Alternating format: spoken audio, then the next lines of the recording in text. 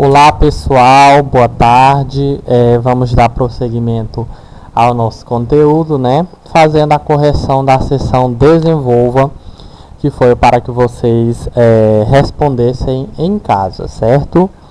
Bom, gente, na seção Desenvolva, a gente vai fazer a análise de uma obra de engenharia e arquitetura, né? Muito famosa, muito conhecida e muito importante no continente europeu, que é justamente o Eurotúnel, né? O Eurotúnel nada mais é do que um túnel, né, ferroviário, né, que tem aí para mais de 50 quilômetros de extensão, ligando dois países diferentes da Europa, né, duas cidades, né, França e Reino Unido, né? Então, na realidade, nós temos uma ligação ferroviária entre dois países diferentes, a Inglaterra e a França, tá?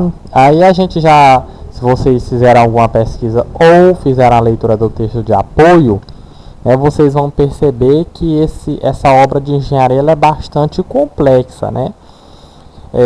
Possui pouco mais de 50 km, 50,5 para ser mais exato, sendo praticamente 38 quilômetros abaixo do solo do Canal da Mancha, numa profundidade que atinge 40 quilômetros, certo?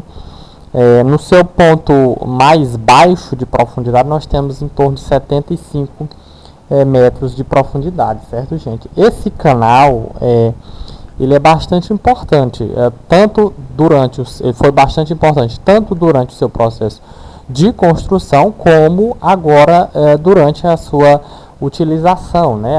Essa importante rota de conexão entre França e Reino Unido, tá?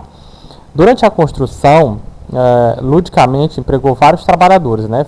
Cerca de 15 mil franceses e também trabalhadores ingleses, e consumiu um montante de aproximadamente 15 bilhões de euros, né? Desde a inauguração em 1994, passageiros e veículos, automóveis ligeiros e pesados são transportados por um serviço de comboios ou trens que é um trajeto que dura apenas 35 minutos. Nele circulam mais de 7 milhões de passageiros por ano. Olha a importância para o transporte de pessoas, para o fluxo populacional entre esses dois países, visto que a Inglaterra está desconectada da península, do restante da península, né? O continente, a Inglaterra, né, é um conjunto de ilhas, né, juntamente com as outras aí, países de Gales, Escócia, Irlanda do Norte, né, formam o Reino Unido. Então estão desconectados do restante do continente europeu, né, ali nas proximidades do Mar do Norte. E aí você vai verificar, gente, que além de pessoas também são transportados mercadorias, equipamentos, produtos agrícolas, automóveis e caminhões. Então é muito importante entender, né, avaliar a função do Eurotúnel, além, claro, para a conexão entre esses dois países, permitir impactos de ordem econômica, né, maior circulação de produtos, mercadorias, pessoas, né. Também a gente pode verificar aí um aumento do fluxo migratório, foi uma coisa que aconteceu com bastante frequência depois, né, após a construção do Eurotúnel, que foi exatamente o aumento do fluxo migratório em direção à Inglaterra, certo? O Eurotúnel realizou o sonho de geólogos, engenheiros políticos europeus de restabelecer uma ligação entre a ilha com a porção continental da Europa, ligação natural que existiu por um dia, mas foi levada pelas águas entre 10 e 12 mil anos atrás, certo? Aqui nós temos uma foto, gente, do compartimento interno vazio utilizado para transportes de veículos do lado francês do Eurotúnel, tá? Bom, após a leitura do texto e do mapa que nós acabamos de analisar, respondo o que se pede, né? A pergunta é: como a tecnologia moderna foi capaz de intensificar a integração comercial entre os países europeus? Repare que nós temos aí uma restrição. Nós estamos falando de integração comercial, econômica, principalmente entre os dois países conectados pelo Eurotúnel, né? A partir da construção do Eurotúnel, né, de grandes obras de engenharia como nós falamos no início, o Eurotúnel é uma dessas obras, né? Nós tivemos um canal de tráfego, de fluxo, né, que antes era dificultado em função da existência do canal, né? Então, nós tínhamos um distanciamento territorial, uma desconexão territorial entre esses dois países, né, que foi resolvida, ou pelo menos foi minimizada, mitigada pela construção do Eurotúnel, o que permitiu, de certa forma, intensificar o comércio entre Reino Unido, né, e os demais países europeus, porque aí o Reino Unido está conectado a toda a Europa a partir do Eurotúnel, certo? Então a resposta de vocês seria nesse sentido, de dizer que o Eurotúnel permitiu integrar a economia, evidentemente que já havia uma integração, nós tivemos uma intensificação da integração da economia do Reino Unido com o restante do continente europeu, certo? Bom, passei aqui rápido demais, vamos voltar. Sabe-se que a Europa recebe anualmente milhares de imigrantes oriundos da África e da Ásia, né? Isso é muito comum e ficou mais evidente, principalmente a partir de 2018, né? Quando nós tivemos a intensificação aí do fluxo de refugiados em direção a países da Europa. O Reino Unido é um desses países de destino desses refugiados, né? Para os habitantes do Reino Unido, como o Eurotúnel transformou as relações entre os países e esses imigrantes. Repare que nós vamos ter aí um aumento do fluxo de pessoas, né, motivado pela construção dessa obra de engenharia, né? Então nós tivemos, de certa forma, maior acesso de imigrantes, né, de todas as localidades da Europa e de fora dela, né? Aumentando um sentimento que os britânicos já possuem muito, né? O sentimento de aversão a estrangeiros, ainda mais se esses estrangeiros forem de outros continentes, né? Notadamente aí de países que não fazem parte da União Europeia, e a gente deve frisar que o Reino Unido, né, não faz mais parte desse bloco econômico, né?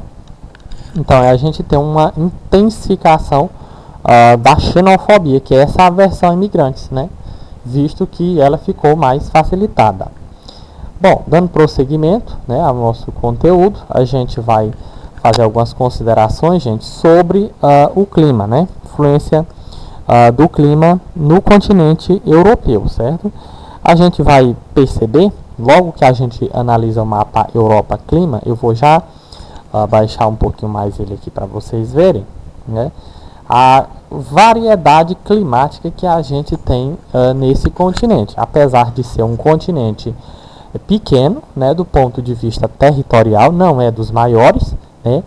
Nós temos uma diversidade climática, desde climas frios, muito frios, né?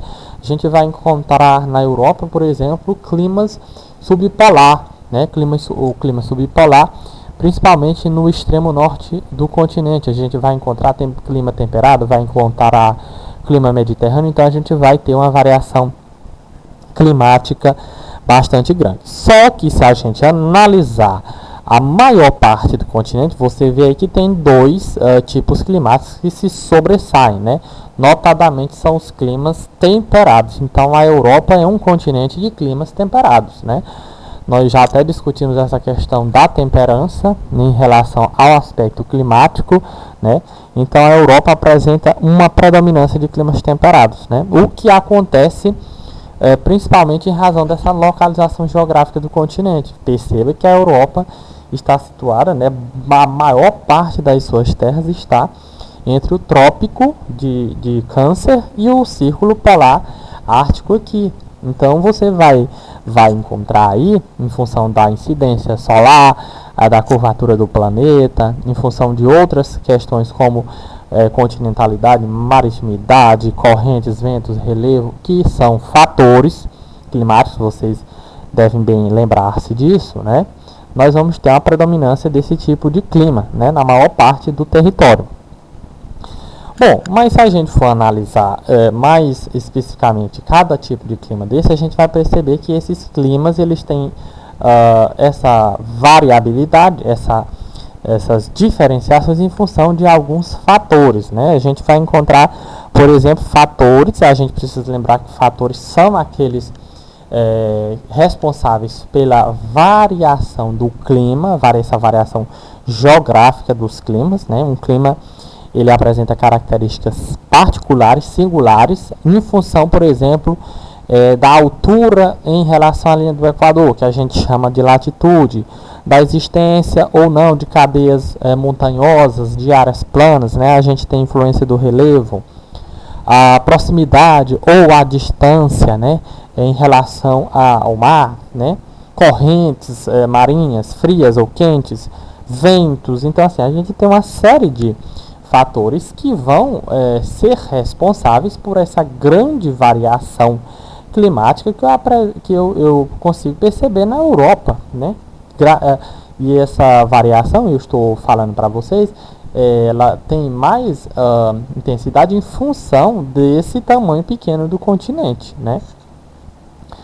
Bom, se a gente for falar, por exemplo, de maritimidade e continentalidade, a gente pode perceber que quanto mais próximo ou mais distante está uma área do mar, nós vamos ter definições de características climáticas regionais diferentes. Aí eu vou ter mais pluviosidade ou menos pluviosidade, né? Mais umidade ou menos umidade, invernos mais rigorosos, menos rigorosos, isso em função principalmente dessa grande evaporação que nós temos nas águas próximas às regiões litorâneas, nas águas marinhas, né? Na Europa nós temos, por exemplo, a atuação de correntes, né? A corrente de maior atuação é a corrente do Golfo, né? Mas a gente tem uma atuação de outras correntes, né? Vamos encontrar também a atuação de ventos de oeste, né? Que levam para o interior do continente as influências do Atlântico, né? Então esses ventos estão soprando nesta direção aqui, de 1 para 2, por exemplo, né? Ou seja, no sentido oeste. Ventos importantes que vão provocar queda de temperaturas, por exemplo, no interior do continente, né? A gente vai encontrar também cadeias montanhosas, né? Como a gente já viu nos estudos físicos do continente, eu vou encontrar áreas mais aplanadas, áreas de cadeias de montanhas com maiores altitudes, né? O que vai determinar a existência, por exemplo, de áreas semiáridas, né? Se eu for encontrar, por exemplo, regiões que dificultam a entrada, a chegada de massas úmidas, né? Eu vou ter uma redução dos índices de umidade de qualquer tipo de clima, né? Desculpe. Bom, gente, aqui tem um gráfico. Esse gráfico vocês já viram em outras oportunidades da vida escolar de vocês. Isso aqui é um climograma. Repare que aqui embaixo ele apresenta os 12 meses do ano: janeiro, fevereiro, março, abril, maio, junho, julho, agosto, setembro, outubro, novembro e dezembro, né? E aqui eu tenho à disposição nessas colunas azuis da quantidade de pluviosidade em milímetros, ou seja, chuva que cai nessas regiões ou cidades, áreas aqui representadas, no caso Belarus, Reino Unido, né, nos meses do ano, e a isoterma, que é essa linha vermelha que mostra a variação de temperatura. Repare que quanto mais quanto maior for a oscilação dessa linha vermelha, maior vai ser a amplitude térmica, né? Então você percebe que aqui nós temos, por exemplo, temperaturas que são negativas, ou abaixo do zero, né? Então você vai perceber que aqui no 1, exatamente ele está representando dois perfis climáticos, né? No caso, está representando o clima temperado oceânico, esse amarelo, né? Com influência direta do Oceano Atlântico, né? E está representando o clima temperado continental, esse 2 aqui. Então você vai verificar que os comportamentos de pluviosidade eles são praticamente os mesmos, né? Ou seja, a quantidade de chuva nos dois é praticamente a mesma. O que a gente vai ter de grande variação perceptível é justamente essa linha vermelha que a gente costuma chamar de isoterma, a linha de temperatura. Ou seja, a oscilação entre a menor e a maior temperatura é muito maior no temperado continental do que no temperado oceânico. Certo? Então, lembrar que a amplitude se refere exatamente às diferenças de temperatura. Diferença, gradiente, variação entre maior e menor temperatura. Tá? Bom, prosseguindo, gente, nós vamos fazer a correção do ação, certo? Bom, depois que vocês fizeram a análise deste mapa, né, e dos que mostram os tipos climáticos do continente europeu, A gente vai responder esses 3 itens aí. O primeiro deles pergunta o seguinte: que fator, então é um fator específico, determina que climas mais frios aparecem em setores localizados ao norte da Europa, né?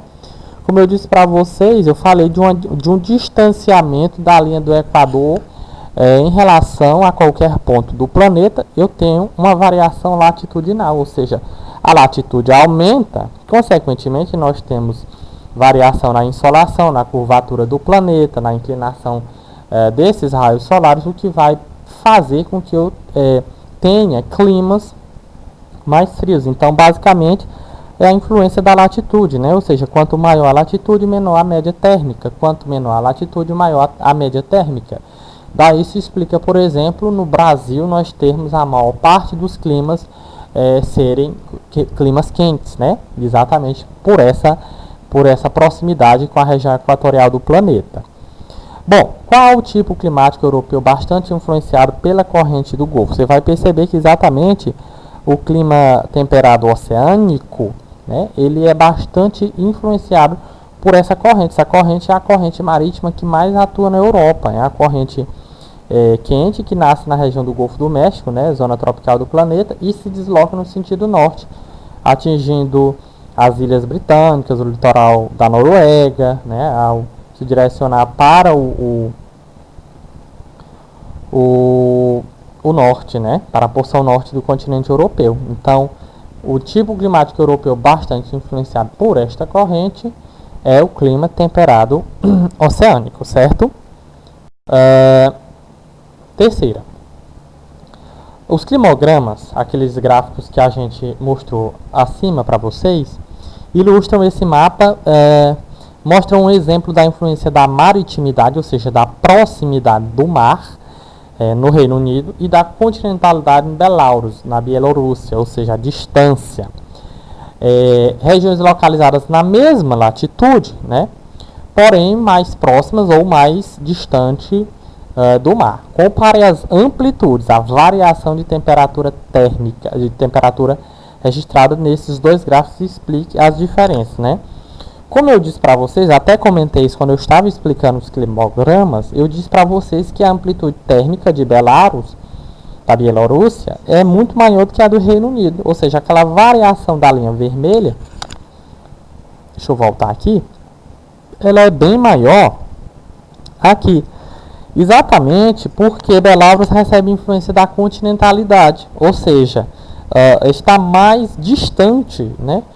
Dista mais das massas úmidas, ou seja, perde então um pouco da influência da umidade proveniente do mar. Então era uma resposta bem simples, certo?